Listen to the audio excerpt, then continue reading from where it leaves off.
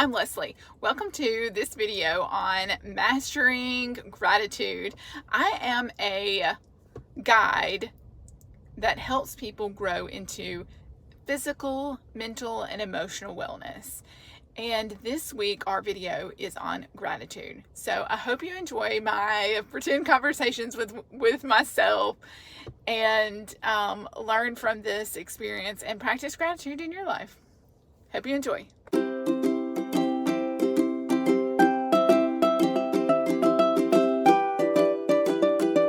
Hey, I've been hearing a lot lately about gratitude, and I've heard that it can help you become happier. Well, I need that in my life. I was hoping, since you're a counselor and a life coach, that you could guide me through some strategies so that I can see what might be helpful for me. Sure, gratitude can be so important for our well-being. Expressing gratitude is associated with a host of mental and physical benefits. And studies have shown that feeling thankful can improve sleep, mood, and immunity. Gratitude can decrease depression, anxiety, difficulties with chronic pain, and risk of disease. If a pill could do this, everyone would be taking it. Yes, I would totally take that pill. The problem with pills, though, is they have all those side effects. Gratitude is simple to do, though, right? Yes, it can be, but it's easier for some than others. It actually is a skill that needs to be cultivated, so let's work together to find out how we can do just that. I've heard about keeping a gratitude journal could be helpful, but I'm not sure how to start or what to write about. Can you give me some guidance? Absolutely, I'd be happy to help you. The purpose of a gratitude journal is to focus on the positive aspects of your life and cultivate a sense of appreciation. It's a personal practice, so you can tailor it to your preferences.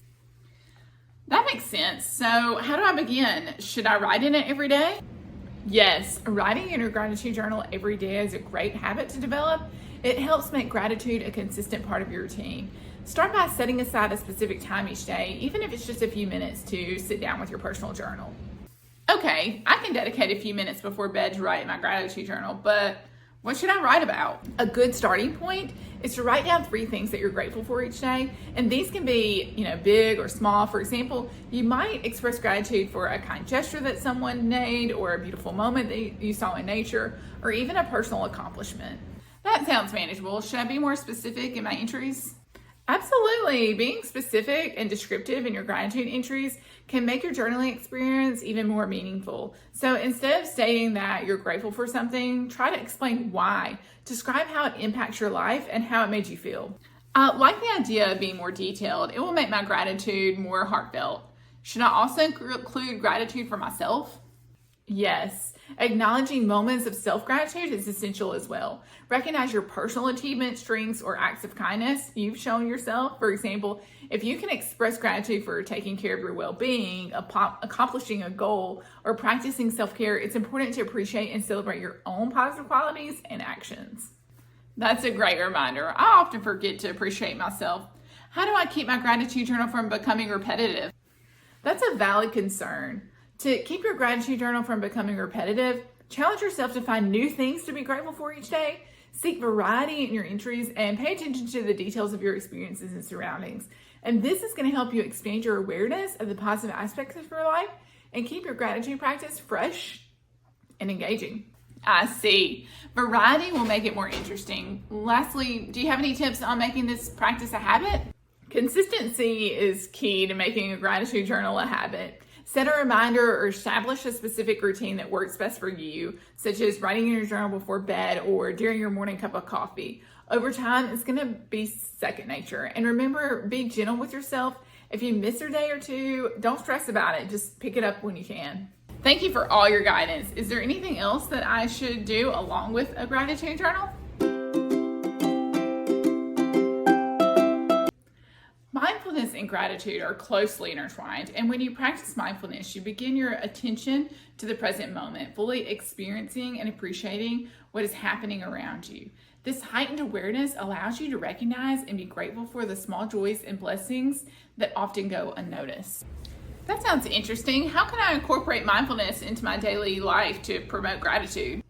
There are several ways to integrate mindfulness into your daily life. One approach is to start by simply pausing throughout the day and observe your surroundings. Take a few deep breaths and notice the sensations in your body, the sounds you hear, the sights you see. By being fully present in the moment, you can appreciate the beauty and goodness that surrounds you. That sounds like a good way to cultivate gratitude. Are there any specific mindfulness techniques that I could try? Absolutely. One popular mindfulness technique is the body scan, and you set aside a few minutes each day to focus your attention on different parts of your body, from your toes to your head. Notice any sensations without judgment. This practice helps you to ground yourself in the present moment and fosters a sense of gratitude for the body's capability. That sounds beneficial. Are there other mindfulness exercises I can incorporate into my routine? Yes, another technique is mindful breathing. Take a few moments throughout the day to focus on your breath. Pay attention to the sensations of each inhale and exhale. This simple practice can bring you back to the present moment and help you appreciate the gift of each breath. I like the idea of mindful breathing. It seems accessible and easy to do. Are there any other ways to combine mindfulness and gratitude? Yes, engaging your senses mindfully is another effective method. And if you take time to savor your meals, notice the flavors, textures, and aromas. When you're outside, observe the nature, feeling the warmth of the sun or the gentle breeze of the air. By fully immersing yourself in these experiences, you can cultivate gratitude for the richness of life. That's wonderful advice. Mindfulness seems like a powerful tool for promoting gratitude. I'm excited to start practicing it in my daily life. I've heard that writing thank you notes is a great way to express gratitude. Can you tell me more about it? Absolutely. Writing thank you notes is very thoughtful and a personal way to express gratitude towards someone. It allows you to acknowledge appreciation for their kindness, support, and have a positive impact on not only your life, but theirs too. That sounds meaningful. How can I start writing thank you notes? Are there any tips to make them more effective? Certainly. Start to think about specific reasons why you want to express gratitude to someone and consider what they did, how did it affect you, and why it was meaningful. And this is going to help you craft a sincere and heartfelt thank you note. And here's a couple of tips that can be effective. You want to make sure that you're specific. Share the impact that they've had, whether that's emotionally, mentally, or even physically. Use personal language. Use it in your own voice. Express your own feelings that are genuine, and be timely as possible. Make sure that they're receiving it within a day or two. Those are helpful tips. Is there a specific structure or format that I should follow for a thank you note? There's no strict format, but a simple structure can help guide your writing. Start with a greeting such as "Dear so-and-so," or simply "Hi." Then express your gratitude by stating what you're thankful for and why, and share the impact that it had on you, and conclude with a remark like "Thank you again," or "With sincere appreciation," and then make sure that you're signing your name. That makes it easier for me to understand how to structure the note. How long should the note be? Thank you notes can vary in length, but it's best to keep them concise and focused. Aim for a note that's around 3 to 5 sentences, and remember, it's the thought that counts and behind the words that truly matter. That's good to know. Should I send a thank you note for both big and small acts of kindness? Absolutely. Thank you notes can be sent both big and small acts of kindness. It's the sentiment behind the note that counts, regardless of the scale of the gesture. So whether someone has done something extraordinary or something that's just a simple small favor, expressing gratitude is always appreciated and meaningful, whether it's in a note or just through your words of encouragement. I see. It's good to know that I can express gratitude for any act, no matter how big or small. It's definitely a start with writing thank you notes to show my appreciation. I'm going through a rough time at work, and I keep making these mistakes. I'm scared that I might get fired soon. Yeah, that can be really scary. People aren't perfect though, so I know it can be difficult to navigate those negative feelings of not being good enough. Have you heard of a technique called counting your blessings? No, I haven't, but I'm not even sure I have any blessings to count on. Counting your blessings is about shifting your focus from what you lack to what you actually have, fostering a sense of gratitude for the blessings and opportunities that are present in your life. Okay, so what are some things that might be good in my life? I'm grateful that I have my job to pay my bills. I know my boss has actually been really understanding with my mistakes, and my coworkers have actually helped me figure out things that I'm not sure about what to do. Exactly. Sometimes we have moments that we can sometimes spiral into negativity when something doesn't go just right. But counting your blessings can help you gain gratitude for what you are doing right and shift your focus to the more positive side. Self-reflection is an introspective process where you take the time to examine your thoughts, emotions, and experiences. And when it comes to gratitude, self-reflection can help you become more aware of the positive aspects of your life and develop a deeper appreciation for them. That makes sense. How can I incorporate self-reflection into my routine to cultivate gratitude? Incorporating self-reflection into your routine can be done in various ways. One approach is to set aside dedicated time each day for introspection. Find a quiet and comfortable space where you can reflect without distractions. And you can also combine self-reflection with other activities that you're already doing, such as journaling, meditation, or going for a walk. That sounds doable. What specific questions or prompts can I use for self-reflection to cultivate gratitude? Great question. Here's a few prompts to get you started. What am I grateful for today? What have I achieved recently that I'm proud of? How have others supported me recently? What lessons have I learned from a challenging situation? What are some simple pleasures in my life that I often overlook? Those prompts are helpful. I can see how they can stimulate gratitude through self-reflection.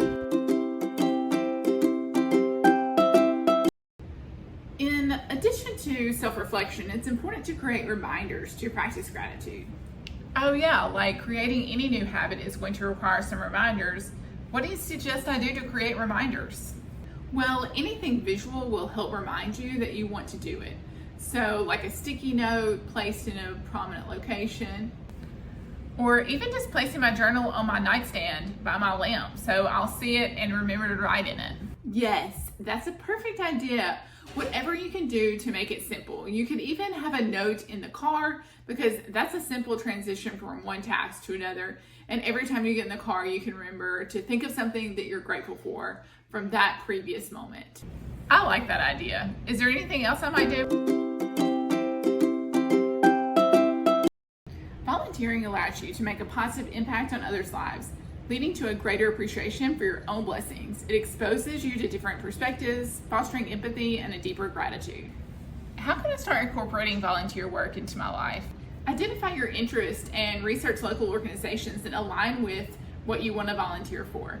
Reach out to inquire about volunteer opportunities and start with smaller commitments and gradually increase your involvement. Are there specific benefits of volunteering that contribute to cultivating gratitude? Yes, volunteering offers perspective, connection, and a sense of purpose and gratitude for your skills and your resources. Any tips for maximizing the gratitude building potential of volunteer work? Be present, reflect on experiences, and express appreciation to the organization and to those that you work with. Thank you. I'm excited to start volunteering and cultivating gratitude along the way. I might start doing this with my kids and volunteer at my local animal shelter. They would really benefit too. As we've been talking through gratitude, I want to share with you that I recently experienced the loss of a loved one, and it's been incredibly difficult for me to cope. How do you think I could use gratitude in this situation? Oh, I'm deeply sorry for your loss. During such challenging times, gratitude can serve as a powerful tool for healing and finding moments of solace. And one way to use gratitude is by focusing on the positive memories and the impact your loved one had on your life. Express gratitude for the time that you shared, the lessons they taught you, and the love that they brought into your life. Reflecting on these moments of gratitude can help you find comfort beyond the pain and honor their memory in a meaningful way. Thank you for your condolences. I appreciate the idea of finding gratitude within the memories and the impact my loved one had on my life. Are there any specific practices or strategies I can use to incorporate gratitude during this difficult time? Certainly, here's a few strategies to incorporate gratitude during this challenging time. You can set aside time each day to reflect and write down specific moments, qualities, or experiences that you're grateful for which were directly connected to your loved one. It could be as simple as a shared laughter, a cherished conversation, or their loving presence. Express gratitude for the support and understanding that you received from your family, friends, or support network during this time period. Recognize their presence, empathy, and willingness to be there for you. Show gratitude for your own resilience and strength as you navigate through grief. And find ways to honor and celebrate your loved one's life, engaging in acts of remembrance such as creating a memory box or writing a letter to them or participating in activities that they loved. Those strategies are meaningful. Incorporating gratitude and remembrance and finding support through self-compassion sound like valuable approaches. I'm going to try to implement them in my journey of healing. Thank you for your guidance. Starting and ending your day with gratitude is a wonderful practice. And to incorporate that into your routine, you can set aside time each morning and evening to reflect on gratitude. In the morning, take a moment to think about 3 things you're grateful for. And they can be simple or significant, focusing on the positive aspects of your life. Similarly, in the evening, reflect on 3 things that you're grateful for that happened during the day. This practice helps shift your mindset to a positive and appreciative state, setting the tone for the day ahead and allowing you to end your day with a sense of gratitude. That sounds simple and meaningful. Are there any specific ways to express gratitude in the morning and evening? Absolutely. In the morning, you can express gratitude through thoughts or writing. Take a few moments mentally to acknowledge and appreciate the thoughts that you're grateful for. You can also write them down in a gratitude journal or notebook, and you can do this in the evening as well, or repeat that process. It can help you start your day off in a grateful manner and end your day with a brief prayer or meditation. As I continue to share things with you, I find myself feeling more compelled to open up even further. And I don't like admitting it, but my marriage is not what I had hoped for. I know I can't change my spouse or do anything to make him different. Do you think gratitude could help me in this situation? Oh yes. Actually, every night before bed, my husband and I share one thing that we appreciate about one another for the day. It could be as simple as loving to watch him make my kids laugh, or having him cook me dinner, or rubbing my back. I try to focus on an action he has done that directly affects me and that's very specific to that particular day. What is something that you have been grateful for in your husband? Well, he's held down a job for a really long time, and I appreciate that he continues to work even though he doesn't love it. He mows our yard and makes sure the bills are paid on time. Wow, I don't think I ever really noticed how much he actually does. See, that's the point. When we shift our focus to looking at things that we're grateful for, it brings that awareness to those positive aspects that we weren't previously noticing.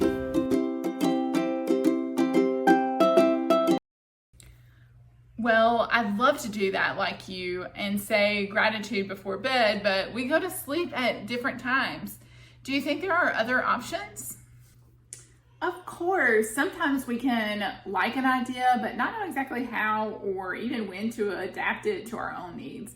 But another solution might be during mealtime.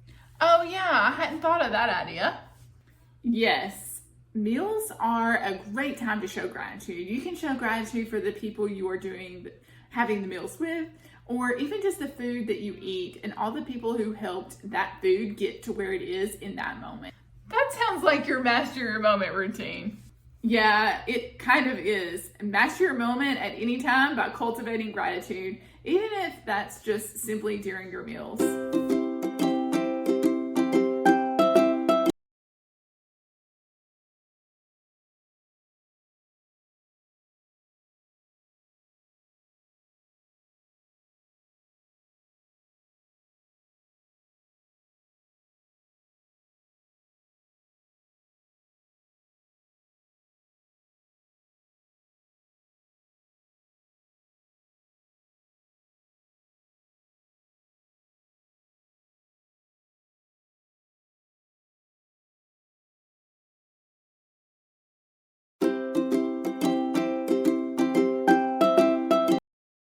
I've noticed that negative exposure can hinder my ability to feel gratitude.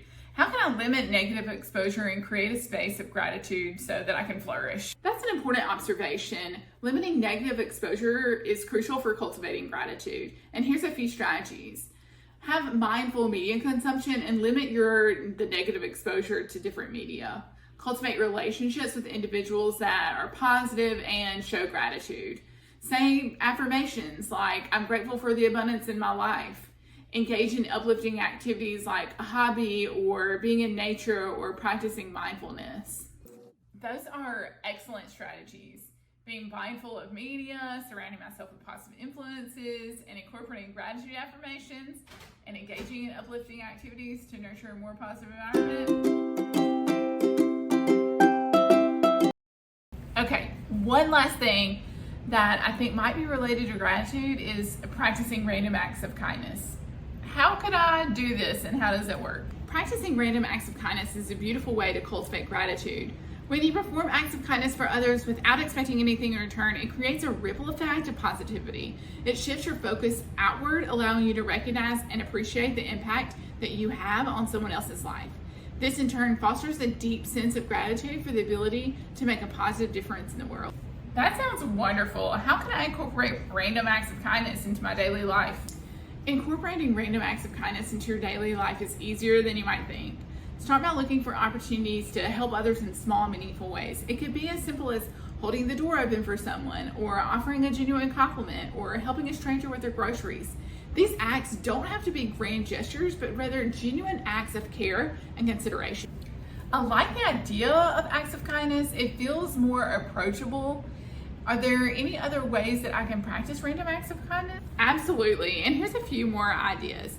So you could write kind notes, donate or volunteer, practice active listening, spread positivity online. Those ideas are fantastic. I can see how incorporating these acts of kindness into my daily life can foster gratitude. How does practicing random acts of kindness cultivate gratitude within ourselves? Practicing random acts of kindness cultivates gratitude within ourselves by shifting our focus from self-centered thoughts to the needs and well-being of others. When we actively engage in acts of kindness, we become more aware of the positive impact that we can have on someone else's life. This awareness fosters our sense of gratitude for our own abilities, resources, and the opportunity to make a difference.